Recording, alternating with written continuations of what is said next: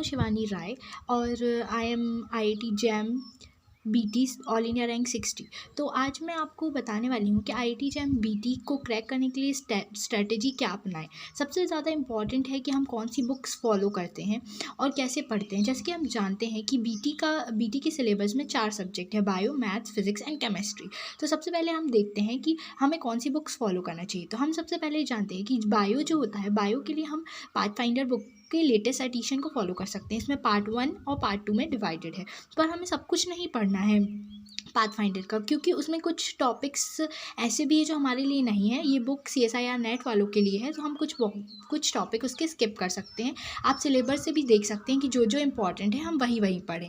फिर उसके बाद है मैथ्स में हम मैथ्स के लिए हम NCERT फॉलो कर सकते हैं, लेकिन हम जो टॉपिक्स पढ़ रहे हैं वो भी हमें PYQ से देखना है, ज़्यादा डीप नहीं जाना है, सिर्फ इंपॉर्टेंट टॉपिक्स ही पढ़ने हैं मैथ्स के लिए। मैंने तो लास्ट में स्टार्ट किया था और फिर उसके बाद मैंने उसका सिलेबस लगभग कवर ही कर लिया था, लेकिन ध्यान रखें कि बहुत ज़्यादा डीप ना जाएं। और अगर हमें प्रैक्टिस की ज़रूरत है मैथ्स के लिए तो हम NCERT की एक्सरसाइजेस को सॉल्व कर सकते हैं। NCERT is best for maths. फिर उसके बाद हम फिज़िक्स देखते हैं। फिज़िक्स जो होती है, इसमें भी फिज़िक्स बेसिक लेवल की आती है, कुछ बेसिक लेवल की आती है और इसमें हमें इतना डीप नहीं जाना है। नीट लेवल के जो क्वेश्चन होते हैं उससे थोड़ी लो आती है, लेकिन प्रैक्टिस के लिए हम नीट के क्वेश्चंस को फॉलो कर सकते हैं। फिर उसके बाद होती है केमिस्ट्री। जो केमिस्ट्री होती है, हम केमिस्ट्री के सारे कुछ केमिकल रिएक्शन तो हमें याद हो जाते हैं, लेकिन कुछ हम बार बार भूल जाते हैं। तो ये बहुत ही सिंपल तरीका है। हम नीट के जितने भी PYQs हम सॉल्व करते जाएंगे तो हमें जितने भी केमिकल रिएक्शंस हैं वो याद होते जाएंगे।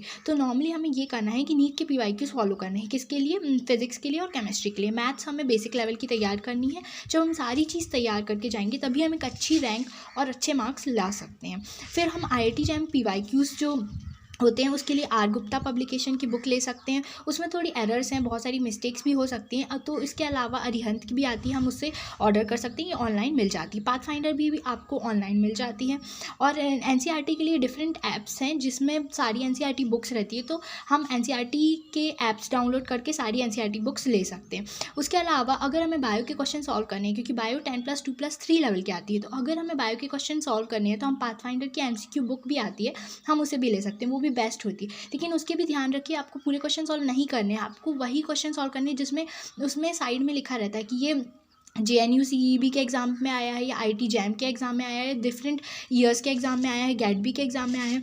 तो वही क्वेश्चंस को हमें सॉल्व करना है। टेक्निक्स के लिए बहुत ही अच्छी है पाथफाइंडर की MCQ बुक। तो ये सारी बुक्स आपकी हेल्प करेंगे। इसके अलावा अगर हमें केमिस्ट्री के क्वेश्चन सॉल्व करने हैं, जो केमिस्ट्री आती है, तो हम गेट के क्वेश्चन भी सॉल्व कर सकते हैं। गेट केमिस्ट्री के क्वेश्चन भी सॉल्व कर सकते हैं और गेट बायोलॉजिकल साइंस में जो केमिस्ट्री पोर्शन आता है हम उसे भी सॉल्व कर सकते हैं। ये इससे बहुत ज़्यादा हेल्प होगी, क्योंकि उसी टाइप के क्वेश्चन आते हैं।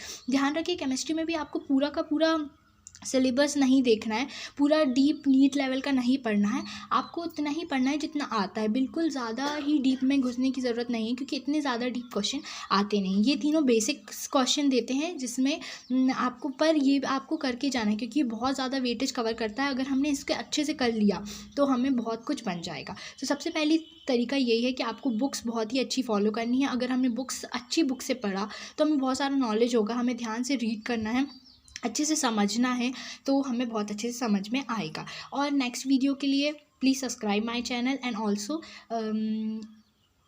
Also touch the bell icon. Thank you.